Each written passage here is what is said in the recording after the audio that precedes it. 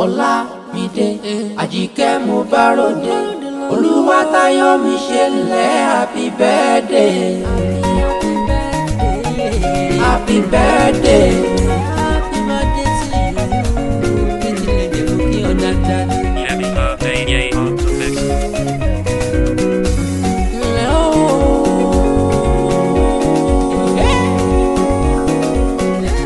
Olamide Àjíkẹ́ Olúwatáyọ̀ mi ṣe òkè ọ̀dàdà 19th July lè jẹ́ tabarẹwà obìnrin tàbí sexy lady pretty like anẹ́jẹ̀ aláyé rẹ̀.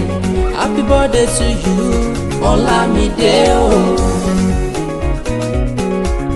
Àjíkẹ́ bèbí ọmọ wù mí o kọ́dún tuntun ṣebí wọ́n ló lò ní ṣá máa dá gànjọ́gànjọ́. It's your birthday, happy birthday to you. Happy birthday to you. Olamide Àjíkẹ́ mo bá ròde Olúwatáyọ̀ mi ṣe lẹ́ happy birthday. Happy birthday to you. Happy birthday. Happy birthday to you.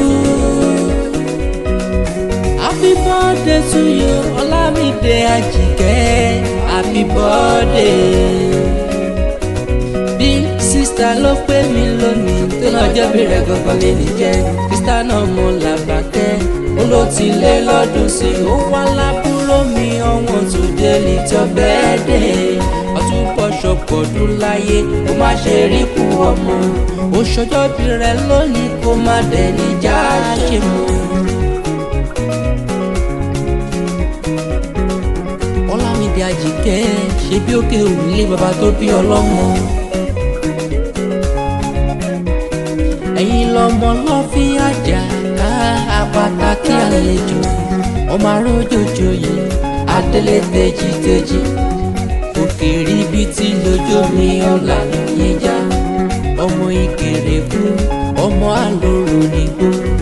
Ọmọ àfọwọ́mọ́rọ́ tó fi lóbìnrin lọ. Ọmọ ewékewé ẹran jẹ́ ẹ̀sánra.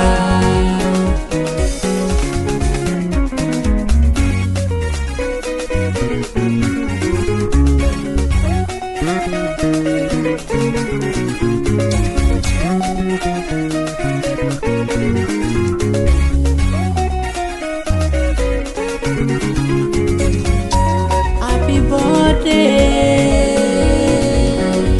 Happy birthday.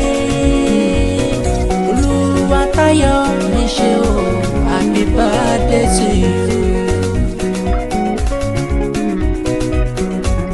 Olamide Àjíkẹ́ mo bá ròde Olúwatáyọ̀ mi ṣe lẹ́ happy birthday.